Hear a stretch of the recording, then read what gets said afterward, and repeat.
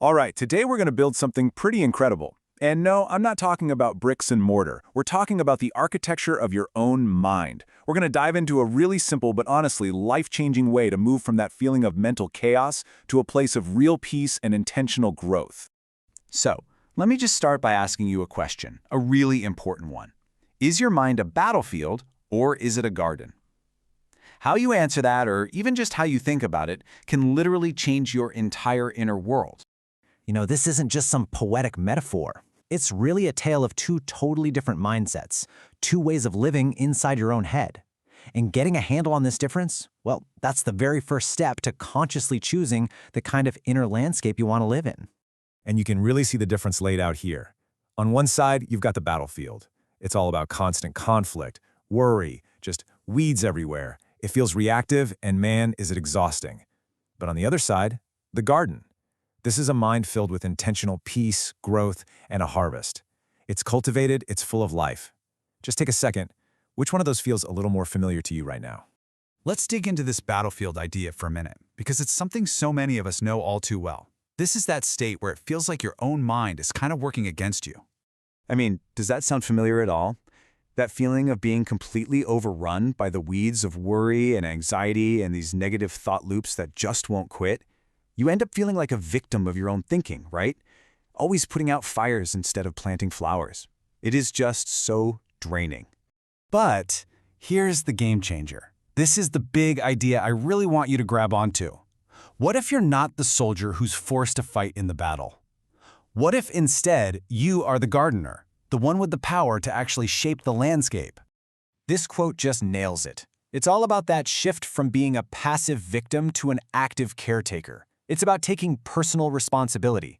The power comes when you realize that you are the one who is supposed to attend and keep your inner world.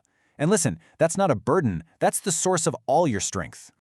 Okay, so if we're the gardeners, how do we actually do the gardening? That's what we're getting into now. We're moving from the what to the how, with a really simple method for renewing your mind. The whole entire process runs on one timeless principle, the law of the harvest. It's just a universal truth, right? You can't plant tomato seeds and then get upset when you don't harvest cucumbers. It works the same way in your mind. Whatever you plant and nurture in there, that is exactly what will grow and show up in your life. And here's how that law breaks down into a super practical 3-step process. First, you've got to see that every single thought is a seed. Simple.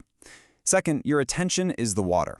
Whatever thought seed you give your attention to, you're watering it. And third, rehearsal is what makes it grow. Repeating a thought gives it roots. Think about it. The thought, I'm going to mess this up, is a weed seed. If you just keep watering it with your attention, replaying that failure in your head, well, that's the harvest you're going to get. But what if you plant a different seed? I am so ready for this. And you water that one, rehearsing your confidence. You're going to cultivate a completely different result. This is so important to get. The thoughts you put on repeat, whether they're thoughts of fear or thoughts of faith, are the ones that are going to grow into a full-blown harvest, shaping your emotions, your actions, your whole reality.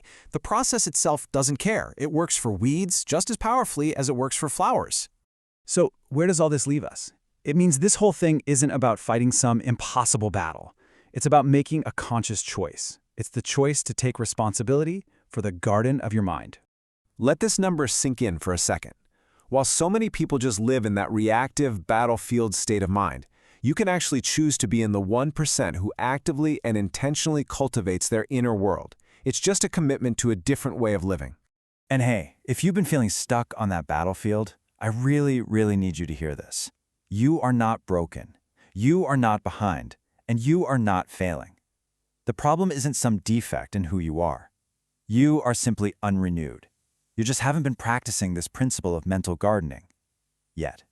And honestly, that's the best news possible. Because if the issue is just a lack of renewal, then the solution is right there. Begin the process. It's not about fixing something that's broken, it's about cultivating something beautiful. And I'm telling you, that renewal, it changes absolutely everything. So here it is, the final takeaway. The power was always yours. The seeds, the water, the garden, it's all in your care. Transformation isn't some far-off dream or some complicated process. It is, and it always has been, a choice. So what will you choose to plant today?